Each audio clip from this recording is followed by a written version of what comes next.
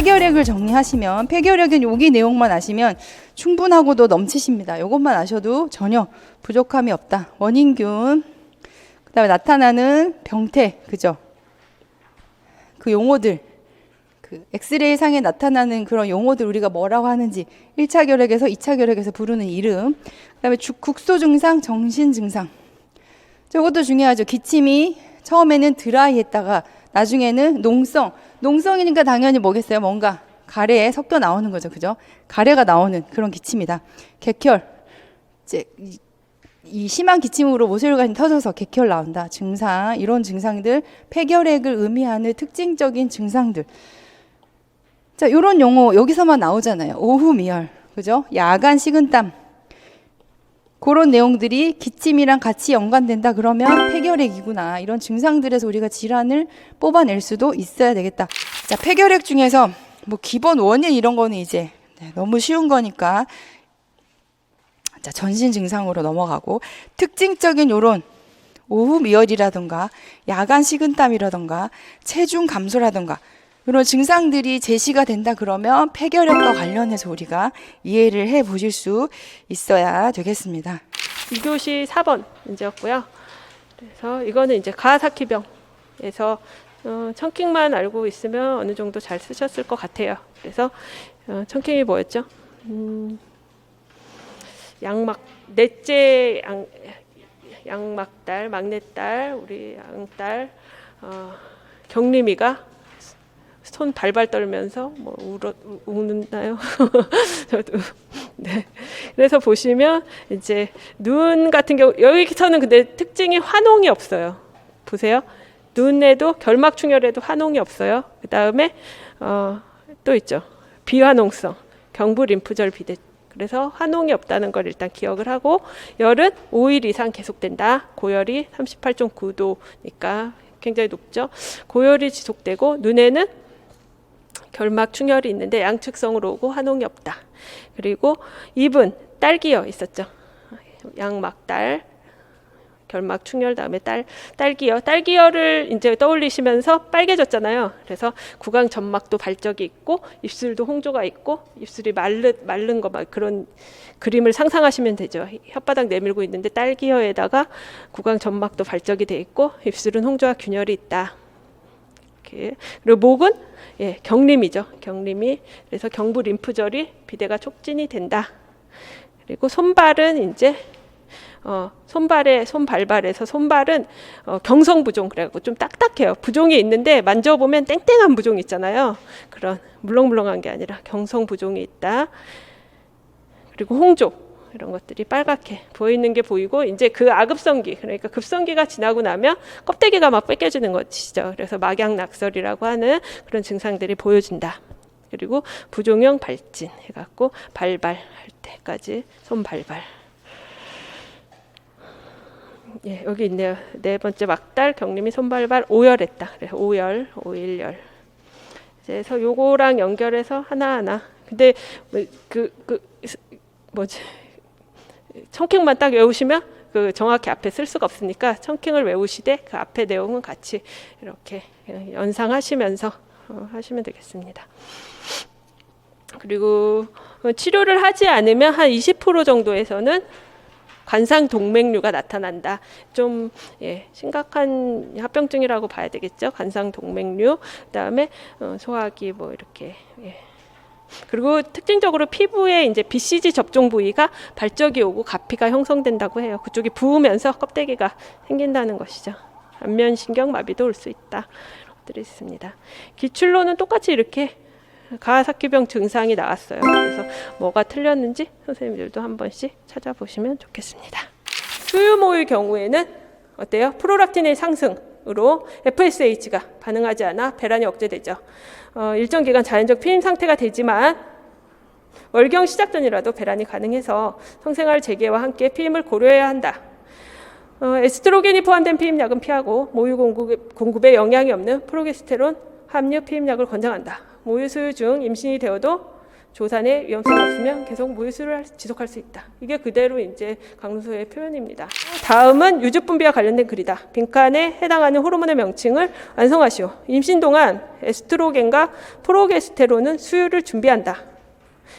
임신 기간 프로락틴이 점차 증가하지만 높은 농도의 에스트로겐, 프로게스테론에 의해 유즙 생산이 억제되다가 태반 만출 후 억제되었던 부분이 해소되면서 프로락틴은 유즙 생산을 자극하게 된다. 유즙 분비에 필수적인 호르몬인 옥시토신은 유즙이 배출되도록 돕는 사출 반사를 담당한다.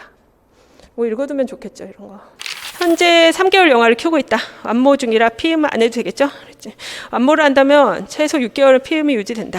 그래서 수유 시 나오는 옥시토신이 배란 억제 효과가 있다. 여기 뭐가 틀렸죠? 여기는 잘 알고 계시네요. 그래서 프로락틴이 배란 억제 효과가 있고 피임 자체도 이제 처음부터 계획적으로 하는 것이 좋다. 뭐 이런 식으로 얘기해야 되겠죠. 그래서 대사 증후군 5가지. 이걸 어떻게 기억하시는지 모르겠지만 기본 혈압과 공복 혈당은 중요하죠. 요거는 기본. 뒤에 그냥 정리를 해두고 앞에 3개 저는 이렇게 기억합니다. 대사 질환이 대사 증후군 진단되는 사람들을 보면 일단 어때요? 비만이잖아요. 그래서 허리 둘레. 자, 비만이다, 허리 둘레다, 허리에 뭐가 많다? 중성 지방이 많다.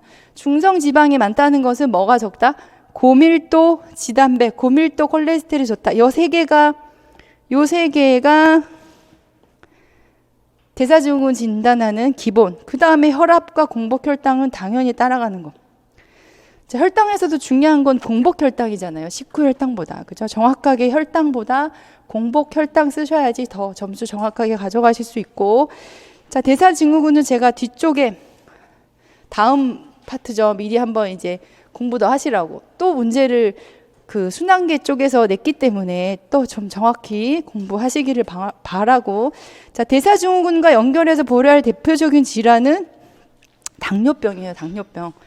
자, 인슐린의 이 저항이 증가된다. 기본적인 대사증후군의 문제는. 그래서 성인병 여러 가지 나타난다 이런 뜻인데요. 5가지 중에서 3가지가 비정상이며 대사증후군으로 진단을 한다.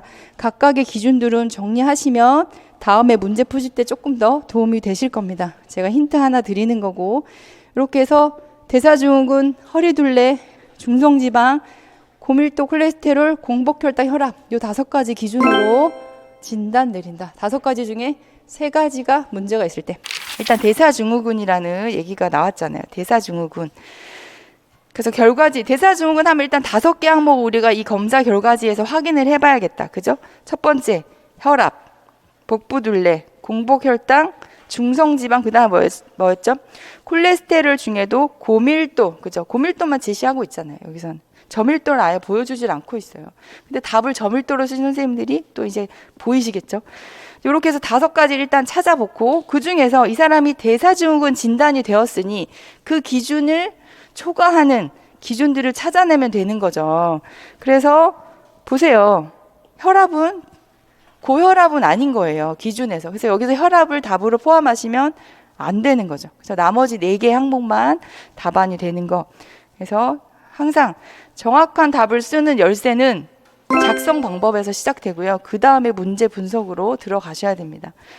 그 다음에 간성 뇌병증, 결국은 암모니아들이 증가되면서 쌓여서 뇌로 간다. 그래서 선망이나 경련 이런 뇌병변 증상이 생기게 되는 게 어디에서? 간 경변증에서. 그죠? 간 기능을 제대로 하지 못할 때. 그 옆에 있는 우리 박스에 있는 이 표가 사실은 가장 중요하죠. 그죠? 자연적 면역하고 인공적 면역이라고 표현을 합니다. 인공적 면역을 획득 면역이라고 보시면 될 것 같아요. 이게 표현하는 뉘앙스의 차이인 거지 내용은 동일하니까 뭐 이 단어가 어떻게 틀립니까가 아니라 그 개념을 정확히 이해하시면 되는 거예요. 그죠? 자, 중요한 것은 인공 면역에서 능동 인공 면역이냐, 그죠? 수동 인공 면역이냐, 그거를 구별하는 게 가장 중요하고요. 우리 성인에서는 그래서 결국 능동 면역 예방 접종이냐, 능동 면역의 파트이냐, 수동 면역의 파트이냐. 자, 요 내용이 우리 어디 간담체에서 A형 간염, B형 간염 예방 방법에서 연결되는 그런 문항들입니다. 그래서 면역이랑 간담체 파트랑 이렇게 연결해서 문제가 충분히 나올 수 있고, 제가 간담체 얘기할 때 계속 능동면역, 수동면역 강조해서 말씀드리고 있잖아요. 명확하게 A형과 B형이 구분돼서 제시될 수 있는 굉장히 중요하게 또 출제 가능성이 높은 그런 질환이고 또 문제의 어떤 방향성이다. 그래서 그렇게 개념을 정리하시면 되겠고요. 자, 목발 보행법에 대해서 묻고 있는데요. 이 친구는 지금 한쪽을 쓸 수 없잖아요. 한 다리에 한 곳에 체중 부하를 할 수 없을 때 사용하는 목발법이 뭐예요? 3점 보행법. 혹시 3점 보행이랑 삼각 보행이랑 헷갈리세요? 3점 보행은 어쨌든 하지 한쪽에 체중을 실을 수 없을 때 양쪽 목발 두 개랑 이 환측 다리는 사실 체중을 실지 않지만 같이 나가고 건강한 다리가 이렇게 가기 때문에 3점 보행이고, 삼각 보행은 하지 마비됐을 때, 그죠? 하지 마비됐을 때. 그래서 목발 이렇게 나가는 거. 목발하고 목발 나가고 몸이 나가는 이게 삼각 보행이에요. 이게 3 크로스로 된다는 뜻이고, 3점 보행은 땅에 짚는 포인트가 3개라는 뜻입니다. 그래서 삼각 보행은 하지 마비 환자로 기억을 하시고요. 얘네는 다 밑에가 체중이 땅에 닿아요. 삼각 보행에서는. 하지만 3점 보행에서는 한쪽에 환측에 체중을 전혀 실지 않아요. 그래서 3포인트 그냥 닿는 부분이 포인트가 3개라는 뜻이에요. 그렇게 구분을 해 두시면 3점 보행이랑 삼각 보행이랑 헷갈리지 않도록. 그래서 기본적으로 부분 체중 지지 보행이잖아요. 그래서 뭐가요? 3점 보행이. 그래서 부분 체중이 한쪽에 체중을 실지 못하기 때문에 단하지, 석고붕대 이런 거 적용을 하겠죠. 목발 보행은 뭘 할까? 한쪽 하지에 체중 실기가 어렵죠. 그럼 무슨 보행? 네. 그 보행 방법이랑 연결 이렇게 할 수 있는 문제도 충분히 나올 수 있겠어요. 석고붕대를 뭘 했다 이렇게 제시를 하고 관련해서 교육할 수 있는 목발 보행 방법 이렇게도 물어볼 수 있고요. 그러니까 목발 보행 종류까지 같이 정리를 하겠고요. 자, 어쨌든 이렇게 석고붕대를 했다, 목발을 사용했다, 목발 보행과 관련해 묻고 있는 그런 상담 내용이다. 자, 애가 목발은 그죠? 애가 목발은 길이를 정확하게 측정을 해야지 애가 신경이 눌리지 않고 체중이 실려서 손바닥이 아프지 않고 보행을 어렵지 않게 할 수가 있다. 자, 기억은 그래서 뭡니까? 키. 자, 답안 잠깐 보니까 이거 그 길이 측정하는 식을 넣으신 분도 있던데 어쨌든 그런 것도 맞다고 제가 할 거고요. 어쨌든 애가 목발은 키를 이용해서 목발을 측정한다. 신장의 길이를 이용해서. 자, 각도는 뭐예요? 각도 측정한다고 그랬으니까 팔꿈치 각도입니다. 팔꿈치 정확하게 너무 팔꿈치를 펴거나 너무 굴곡돼서 허리가 구부러지지 않을 정도의 적절한 팔꿈치 각도로 측정을 한다. 너무 길면 압박해서 신경을 눌릴 수 있기 때문에. 자, 계단 보행에 대해서 그 다음에 보건교사와 대화를 하고 있고요. 올라갈 때는 뭐였어요? 계단을 올라갈 때는 건강. 자, 내려올 때는 목발, 올 건강, 내 목발. 모든 건강은 내 목발에 달려있다. 올라갈 때는 건강한 다리, 내려올 때는 목발에 지탱을 하고, 그죠? 그래서 선생님들 외우시기 편한 방법으로 외우셔야 하고요. 목발 보행을 상황에 맞게끔. 자, 과거에 의자 관련한 문제도 나온 적이 있어서 의자에 앉고 일어설 때, 그죠? 항상 목발 두 개를 한쪽으로 짚고 앉거나 일어서거나. 그래서 목발 보행에서 굉장히 심플한 이 문제는 가장 기본 문제였고 응용 충분히 할 수 있고요. 석고붕대랑 항상 목발 보행은 매치해서 같이 문제가 나오고 있습니다.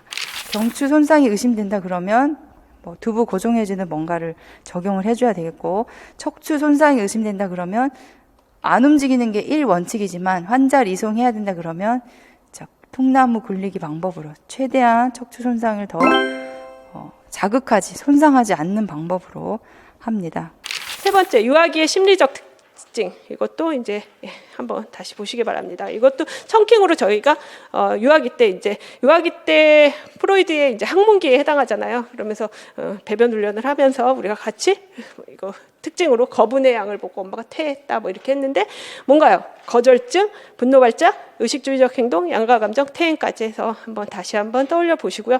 이것도 마찬가지로 의식주의적 행동하면 뭔가 리추얼리즘이라고 그랬죠, 우리가. 그래서 그 어린이집 가기 전에 어떤 의식을 치르듯이 뭔가를 순서대로 하고 가는 유아, 이렇게 떠올려 보시면 되겠죠. 그래서 우리도 시험 보는 날 아침에 미역국 이런 거 안 먹죠. 절대 안 해주죠. 왜 안 해주나요? 미역의 그 미끌미끌아 해갖고 미끄러지는 성질 때문에 나도 시험에서 미끄러지면 어쩌지 하는 불안감이 내재되어 있기 때문에 그 불안감을 완화시키는 그런 거라고 보시면 되죠. 그래서 이 의식주의적 행동하면 이 기저에 뭐가 있는가 아셔야 되겠죠. 불안감 완화. 그러면 분노 발작은 왜 하는가? 그럼 애가 분노 발작은 뭔지는 다 알지만 왜 하는가? 자기 안에 있는 내재적 긴장을 표현하기 위해서 하는 것이다. 그리고 자기의 독립성을 주장하는 미성숙한 반응이다. 이런 내용들을 떠올려서 하실 수 있어야 되는 것이죠. 퇴행이란 무엇이냐? 퇴행 당연히 기저귀 뗐던 애가 기저귀를 차고, 그리고 기저귀 달라고 하고 막 소변 아무데나 보고, 젖병을 뗐던 애가 젖병 다시 달라고 떼쓰고 막 이런 것이죠. 그건 다 알지만 왜 그런 행동을 하는가? 그 기저에는 자기의 자율성을 위협하는 어떤 스트레스 상황이 벌어졌다는 것이죠. 그런 것들에 대해서 이제 자신의 정신적 에너지를 보존하는 행위다.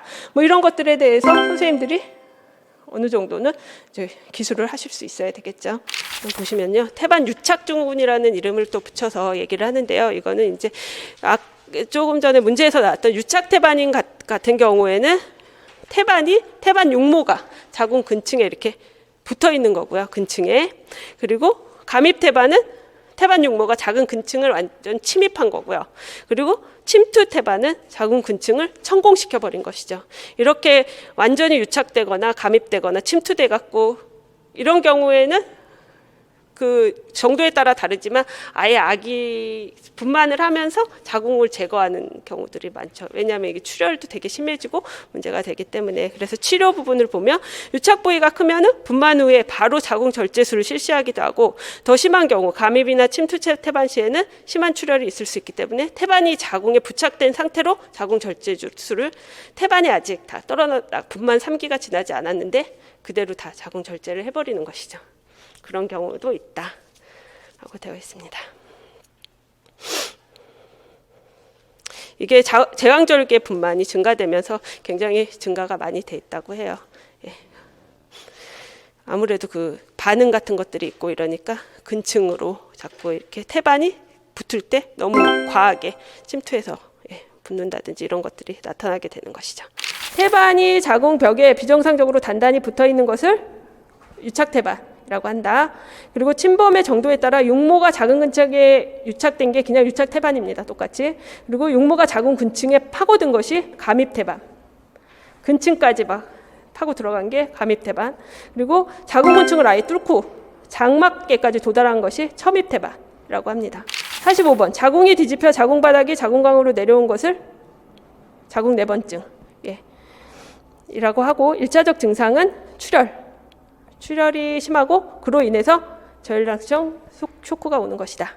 자궁 내번증은요, 이거는 태반 박리 전후나 태반 만출 후에 자궁이 뒤집히는 현상. 그래서 자궁이 뒤집혀서 자궁 저부가 자궁 강으로 이렇게 내려왔죠. 뒤집혀서. 그래서 원인은 자궁 수축이 없는데 태반을 제대로 확 잡아당기면 어떻게 될까요? 자궁 수축이 되면서 자연스럽게 태반이 나올 때를 기다려서 같이 제대를 잡아당겨줘야 되는데, 이때는 그냥 딱 잡아당기면 붙어있던 게 잡아당겨지면서 자궁 저부가 이제 뒤집혀서 내려오겠죠. 자궁 이완 시에 태반을 배출시키려고 저부를 압박해서 너무 이렇게 막 압박하면서 이렇게 된다. 증상은 치골결합 상부에서 자궁 바닥이 촉진되지 않는다. 정상적으로는 이제 만져져야 되는 데서 자궁 바닥이 촉진되지 않고 태반이 부착된 상태로 자궁 내번이 발생하기도 한다. 양성 진자법 시행 시 질내에서 컵 모양 덩어리가, 이제 만져봤을 때 컵 모양의 덩어리가 그 안에 있는 것이죠. 이게 뒤집혀 갖고 나와 있으니까요. 질출혈 많고 질내에 뭐가 꽉 차 있는 느낌, 심한 통증, 쇼크, 저혈량성 쇼크, 그다음에 감염, 생명을 그냥 놔두면 위협할 수도 있는 것이다. 치료를 보면 한 손은 소독적으로 경관 주위를 눌러주고, 손바닥은 저부를 받쳐주고, 그리고 마지막에 나온 경관부터 이렇게 손가락으로 눌러주면서 손바닥으로 받치고 있는 저부를 향해서 이렇게 밀어 넣어주는 것이죠. 그래서 자궁 저부를 제 위치로 복귀시켜주고 자궁 수축 증진 및 출혈 조절을 해주는 것이죠. 그다음에 여기도 출혈 뭐 조절 이렇게 써줘야 되겠네요. 쓰다가 마른 것. 예.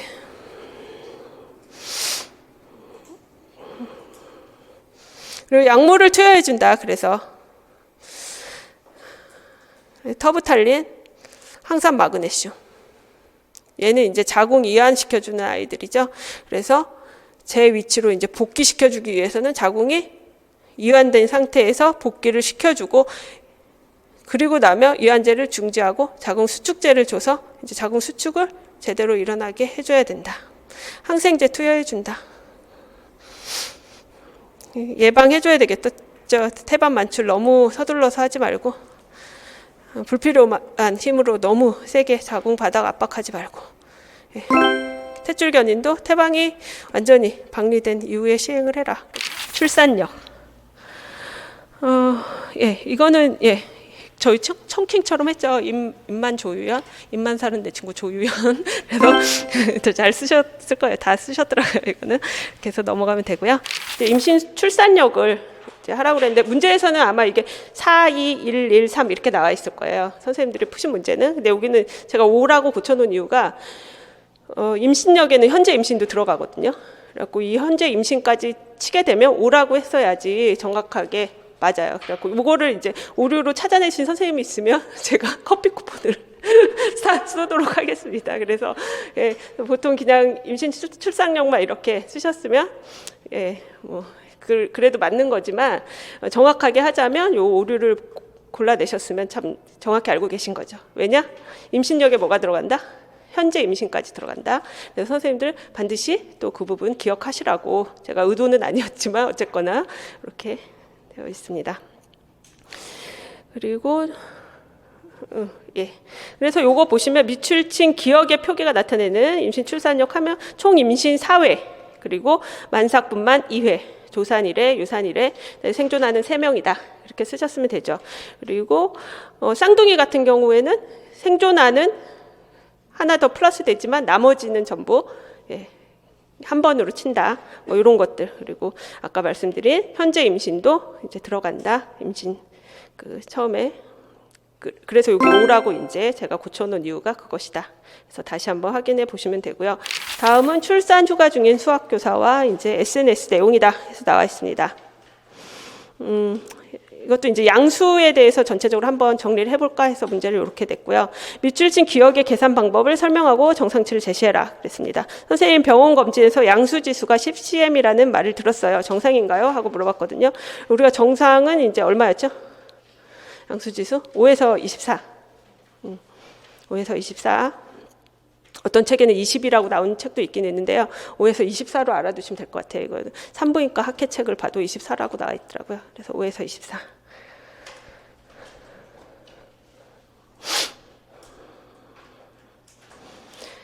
예, 그래서 요거는 이제 양수지수를 어떻게 하는가 계산 방법도 조금 알아두셔라.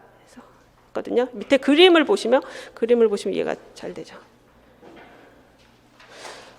복부를 4분원으로 이렇게 나누는 것이죠. 그래서 나눠서 측정할 때 이거는 이제 칼이 아니라 이거 초음파죠.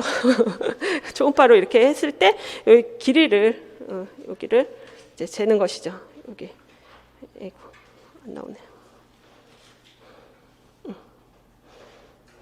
여기 길이를 이렇게 재서 요거를 각각의 큰 물주머니에 그 4개를 각각 도하는 거거든요. 그래서 그 도한 게 5에서 24 안에 들어가는지 안 들어가는지 이제 보는 것이죠.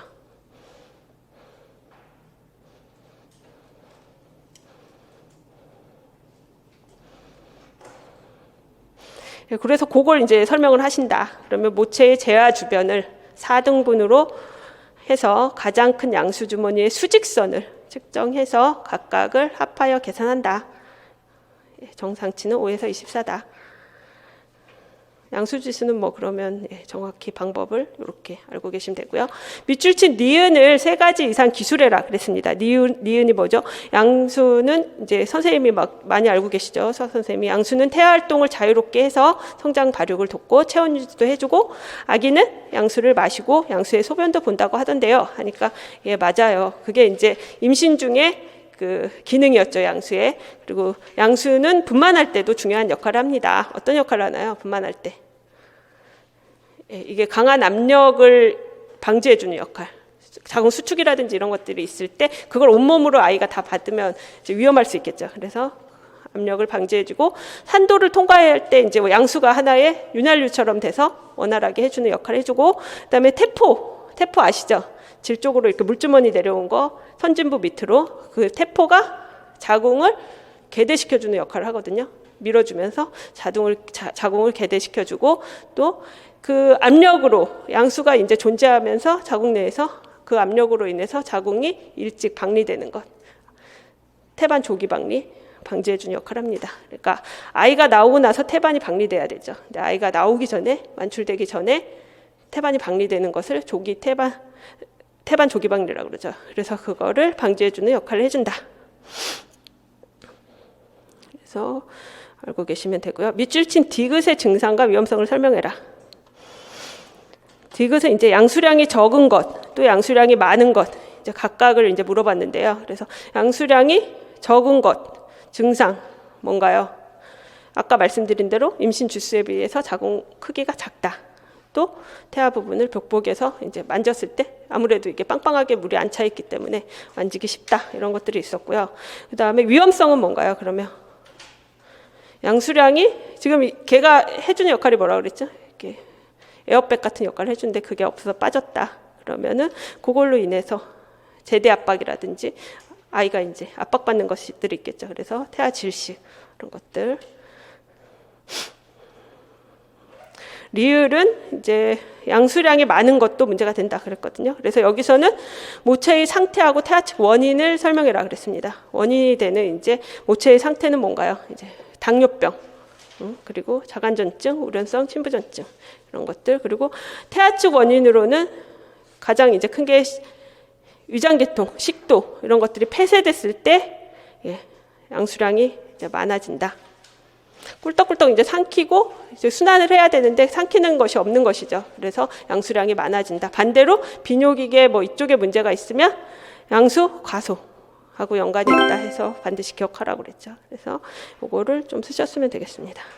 48번 양수 가다증은 32주에서 36주 사이에 몇 리터 이상? 2리터, 2000ml 이상의 양수가 양막낭에 과도하게 축적되는 것이고 태아의 연하와 배설의 불균형이 중요한 원인으로 양수지수가 20. 그리고 이상시 진단한다. 양수가소증은 32에서 36주 사이에 양수의 양이 500 이하로 양수지수가 5. 태아기형, 특히 요로계통, 비뇨기계통 이상 등과 연관이 있다. 칼륨은 또 인슐린, 나트륨 칼륨 펌프를 자극해서 인슐린이 결국에는 칼륨을 세포 내로 이동시키는 작용을 하기 때문에 인슐린이 많으냐 적으냐에 따라서도 칼륨의 영향을 받는다. 그죠? 관련된 호르몬이야. 우리 아까 나트륨에서는 뭐였죠? ADH. 그죠? 칼륨에서는 인슐린. 얘네가 변화에 칼륨의 이동, 물질 이동에 영향을 준다. 시험지에 이런 거 표시하셔야 돼요, 선생님. 그래서 다시 검토할 때 뭐를 딱딱딱 봐야 되는지 눈에 딱 들어오게. 다시 검토할 때 내용 다 읽을 수 없잖아요. 별표 쳐진 거, 줄 쳐진 것만 봐야 되잖아요. 이런 키워드 체크해 주시고 수술을 받으셨구나. 쭉 보니까 팔을 조심해야 한다고 하는데 그래서 이 조심하는 거에 대한 간호, 중재, 교육 내용 기억에 써주면 되겠고 근데 2가지 써라고 그랬으니까 이렇게 2개 써주시면 되고 자, 수술 부위가 괜찮은 건 어떻게 알 수 있습니까? 이거는 니은에는 그래서 촉진해서 알 수 있는 방법과 그죠? 청진해서 알 수 있는 요 2가지 내용이 다 들어가야지 점수를 다 가져가실 수 있습니다. 시력 검사 방법 무엇입니까? 이제 대화하는 거죠. 이거 뭐잖아요. 뭐죠? 대본, 영상 대본. 자, 스넬렌 시력표 요런 거 체크. 스넬렌 시력표 결과가 분수로 표시된다. 각각 뭘 의미하는지 스넬렌 시력표는 결과를 해석하는 거 중요하고 검사 방법 중요하죠. 숫자로 제시되었으면 그 숫자가 의미하는 걸 우리가 해석해낼 수 있어야 합니다. 자, 분수로 표시된다. 결과가 중요해요. 분수. 여기 바꾸면 결국 소수점이지만 원칙은 분수로 표현된다. 20에 30, 20에 뭐 40 이렇게 분수 표시. 그래서 분모와 분자가 각각 무엇을 의미하는지. 변하지 않는 건 뭐였죠? 자식 이렇게 외우세요. 저는 뭐 분자, 자식은 변하지 않는다. 분모, 엄마 아빠는 변합니까? 그렇게 말하면 또 할 말 없지만 어쨌든 자식은 변하지 않는다. 자식은 고정. 자식이 뭐길래요? 분자는 거리잖아요. 그죠? 어디까지? 10표까지의 거리에서 분자는 고정. 그래서 이 스넬렌 결과를 보시면 항상 분자는 다 20이에요. 20. 위에 20은 고정. 밑에만 바뀌어요. 밑에. 그러니까 분모가 뭔지를 알아야겠죠. 분모는 뭐였죠? 분모는 정상인이 볼 수 있는 거리. 그러니까 20에 20이 정상인 거예요. 그죠? 20에 20. 정상이 20에서 볼 수 있는 거리를 20 떨어져서 봤으니까 그게 정상이죠. 근데 여기가 이제 바뀌어. 뭘로 바뀌죠? 막 30, 40, 50, 100 이렇게 바뀌어요. 그러면 정상인이 100 떨어져서 볼 수 있는 거리를 나는 20에서 봤으니까 시력이 굉장히 나쁜 거죠. 이해되시죠? 정상인은 30, 60 떨어져서 볼 수 있는 거리 그 10표를 나는 20에서 봤잖아요. 그러니까 어때요? 내 시력이 나쁘다. 그래서 결국 분모와 분자의 의미는 이렇고 결국 뭐가 클수록 분모가 커질수록 시력이 나빠진다. 그게 스넬렌의 정의입니다. 정의. 스넬렌이 뭐 심심찮게 나왔어요. 시력 검사에서 여러 가지 각각의 의미를 아는 거 결과를 해석해서 설명해 줄 수 있는 내용 이렇게. 그래서 분모 분자 정확히 이해하시고 결과는 분수로 표시가 된다. 아시고 분모가 클수록 분모만 변한다. 분자는 고정이다. 분자 고정. 자, 스넬렌 시력표 검사를 했다. 그래서 20, 30 이렇게 나오는 거 보면 일단 그죠? 시력 얘기하고 20, 30 나오면 스넬렌 분수식으로 표시된다고 그랬잖아요. 결과가. 자, 그래서 20은 결국 뭡니까? 분자의 의미를 말하고 있고, 자, 30은 분모의 의미인데, 분모는 뭐였죠? 항상 정상인이 볼 수 있는 거리입니다. 분모의 개념. 고정된 건 분자라고 그랬잖아요. 20은 고정. 분모만 바뀌는데 분모의 숫자는 정상인이 볼 수 있는 거리를 의미한다. 그래서 분모가 크면 제가 과거 분모 이거 가로 뻥 뚫어서 냈었고 분모 클수록 시력이 나쁘다. 그죠? 자, 숫자의 기본 개념, 숫자가 의미하는 개념 중요하게 스넬렌을 이해하기 위해서 알고 가셔야 되고 각막광 반사, 차폐 검사, 교대 차폐, 차폐 노출 검사. 이것도 이제 시험에 또 쉽게 나오는 부분이라서 다시 한번 정리를 하시면 명칭을 좀 더 정확히 쓰셔라. 각막광 반사, 허시버그 해갖고 검사 쓰시고 정상은 뭔가요? 불빛을 양쪽에서 비췄을 때 똑같이 동공 중앙에 대칭적으로 비춰져야 되는데 그게 한쪽으로 비껴났다. 그러면은 비정상인 것이죠. 외사시, 내사시 뭐 이렇게 있을 수 있는 것이죠. 또는 상사시, 하사시 뭐 이런 식으로 나타날 수 있겠죠. 다음으로 이제 차폐 검사 같은 경우에는 뭔가요? 이격한 거리에서 물체를 바라보게 하고 고정하고 가리는 것이죠. 고정이 됐다. 아이가 고정이 됐다. 그러면 눈을 가리게 되면 안 가린 눈을 이제 관찰하는 것이죠. 가렸을 때 이 눈이 가린 눈이 좀 강한 눈이면 약한 눈이었던 얘에 맞춰서 초점이 맞춰져 있다가 가려버리면 얘가 다시 이제 얘가 초점을 맞추게 되겠죠. 약한 눈이. 그러면서 이게 움직이겠죠. 이렇게 흔들리겠죠. 그럼 얘는 문제가 있구나라고 비정상이라고 보는 것이죠. 교대 차폐 검사는 이제 교대로 왔다 갔다 가리개를 이렇게 옮겨주는 것이죠. 47번 안전은 땡땡 반사로서 적색 반사로서 분명히 보이는데 밝고 일정한 반사로서 각막이네요. 이거 각만 아니고요. 각막, 안구방, 수정체, 유리체방에 있는 병변의 가능성을 배제할 수 있기 때문이다. 그래서 검안경을 눈에 가까이 가져가면 안전에서 가장 잘 보이는 것이 뭐였죠? 시신경 유두가 잘 보이고 그다음에 혈관과 시신경이 나가고 들어가는 곳이다. 여기 보시면 여기 있죠. 시신경 유두가 있고 신경과 혈관이 나가고 들어간다. 안저에서 시각 수용체 가장 많이 집중되어 있는 부분은 황반이죠. 항반이고 그 중앙에는 중심 오목이라는 반사된 빛이 반짝거리는 부분이 있는데 이곳이 가장 시력이 좋은 부분이다.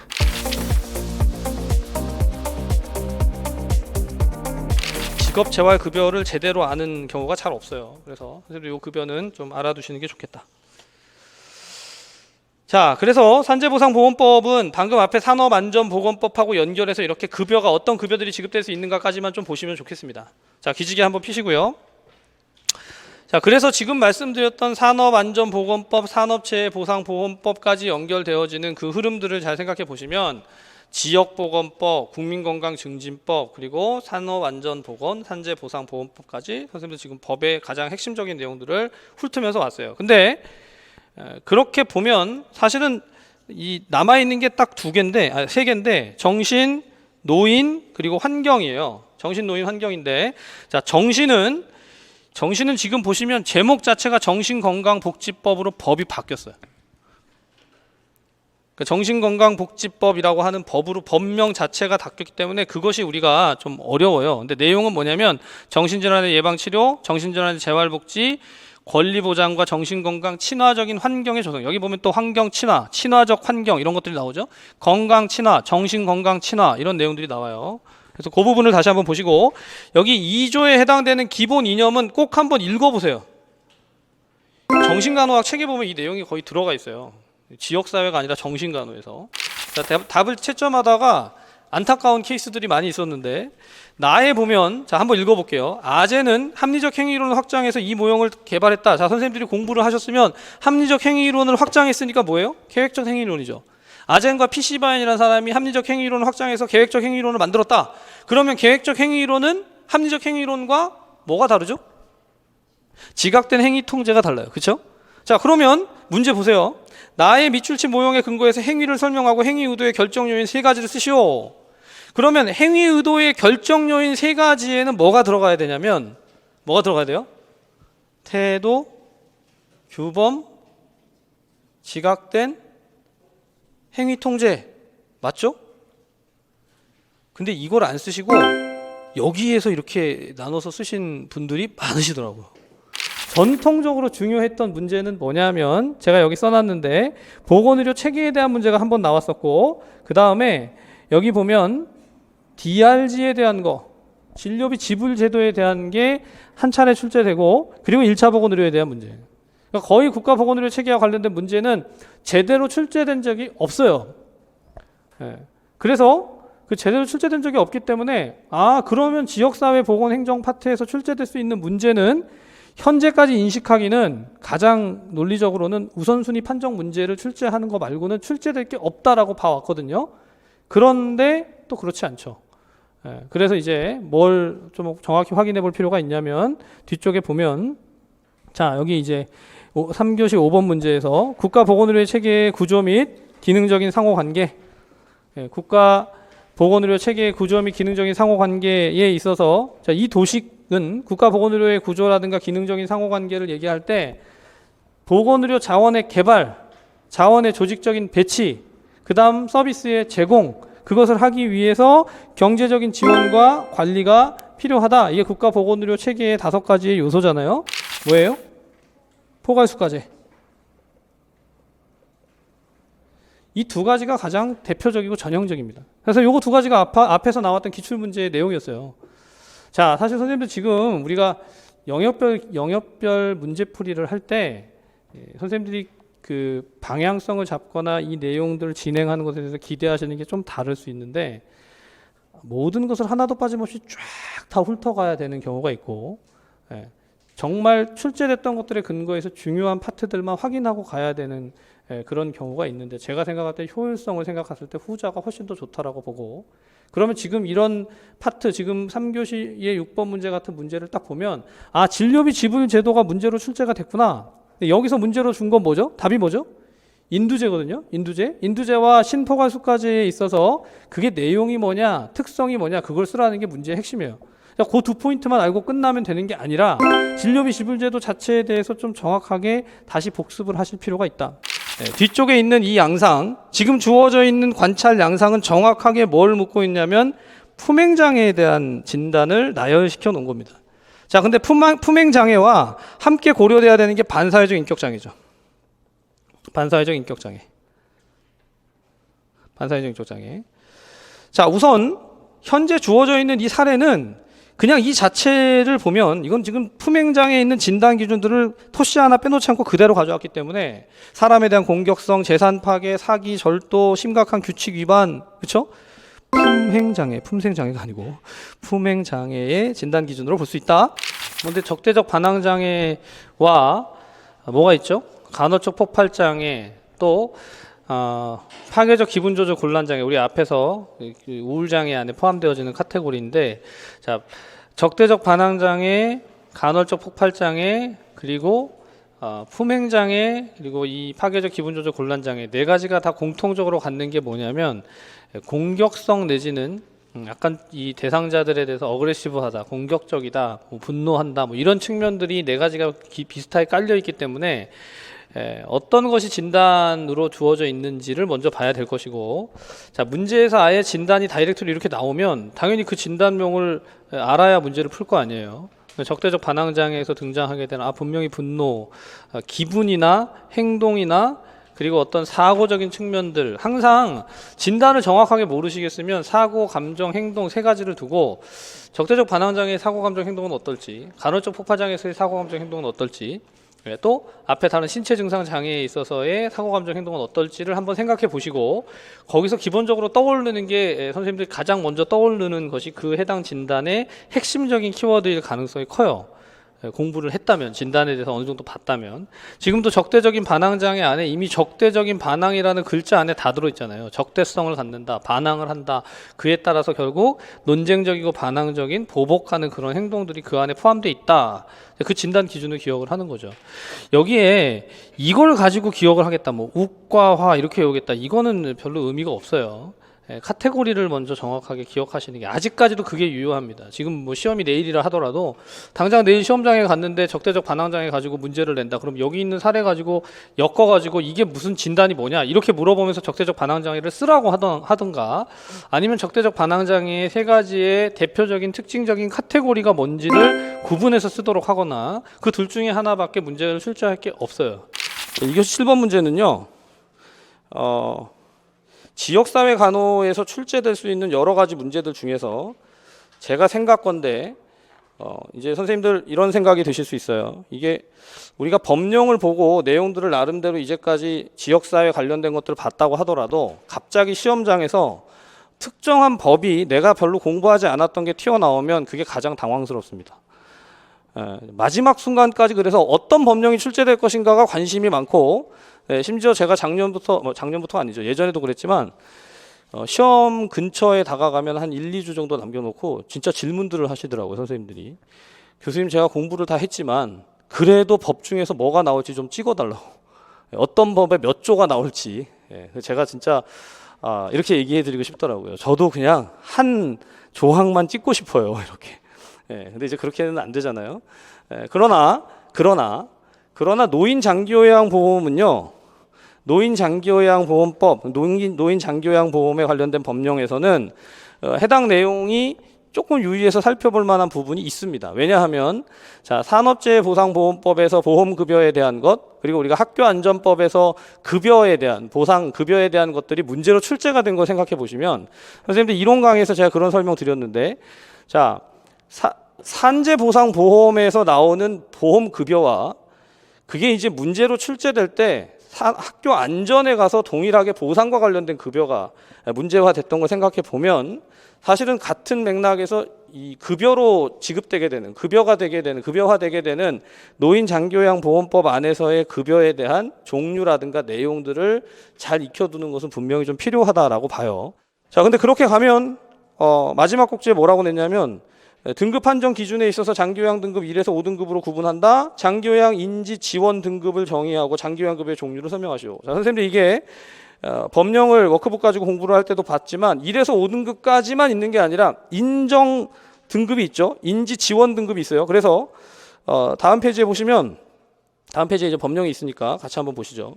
등급 판정 기준이 1에서 5등급까지 나뉜다. 자, 1에서 5등급까지 점수가 95, 75, 60 그리고 50, 51 51에서 60까지 이렇게 나누어져 있는데 마지막에 이제 51점 미만 45점까지죠. 근데 마지막 6번에 보면 장기요양 인지 지원 등급이라고 해서 뭐라고 되어 있냐면 치매 환자로서 장기요양 인정 점수가 45점 미만인 자 이렇게 되어 있습니다. 여기 보면 이제 15번째. 그럼에도 불구하고 아무리 뭐 미세먼지가 있든 또는 감염병이 발생하든 노화는 계속 진행되기 때문에 특히나 노인 장기요양 보험에 대한 내용은 자, 우리 임용시험에 노인 파트가 문제로 막 되게 헤비하게 나온 적은 별로 없습니다. 객관식에서 노인 장기요양 문제가 등장한 적이 있었고, 그리고 그 이후에 이제 노인과 관련된 것은 과거에 노인의 특성이라든가 이런 것을 아주 가볍게 물었던 적이 있었지, 보험에서, 장기요양 보험에서 급여 이런 거 낸 적 없어요. 자, 그런데 가만 생각해 보면 선생님들 바로 작년에도 이제 중요한 이슈가 뭐였냐면 학교의 안전을 얘기하면서 갑자기 이게 보상으로 돌아가서 산재 보상에 나오는 그런 요양급여라든가 장애급여와 관련된 것으로 문제가 튀었어요. 이게 이런 거죠. 아니 뭐 그냥 냈겠지. 뭐 안전이 중요하니까 냈겠지가 아니고 저는 이제 뭘 생각하냐면 이런 얘기는 처음 하는데 문제를 출제하는 사람이 문제를 출제하는 그 교수진들이 가지고 있는 사고 구조를 생각을 해보는 거예요. 네. 재밌는 얘기거든요. 무슨 얘기냐면 우린 지역사회를 기본적인 바탕으로 저도 이제 워낙 전공이 지역이니까 지역을 바탕으로 지역사회를 기반으로 생각하는데 지역사회 안에서 벌어지는 사건들 문제들 여러 가지 이슈들을 생각을 하면서 그게 감염병이다라고 얘기하니까 아 감염병 예방법이라든가 이게 이제 학교에서 어떻게 관련이 되는가를 중요하게 다룰 것이다 이런 자꾸 구조를 생각한단 말이에요. 자 그런데 작년에 예를 들어서 학교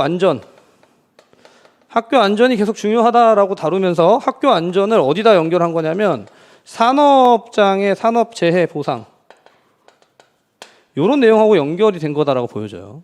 네, 뭐 출제한 사람한테 확인을 해봐야 되겠지만 이 두 가지가 연결되는 고리는 뭐냐면 학교 보건과 산업 보건 두 가지의 맥락을 다 베이스에 가지고 있는 지역사회 간호를 한 그런 교수님들이 문제를 출제했을 가능성이 높기 때문에 그래요.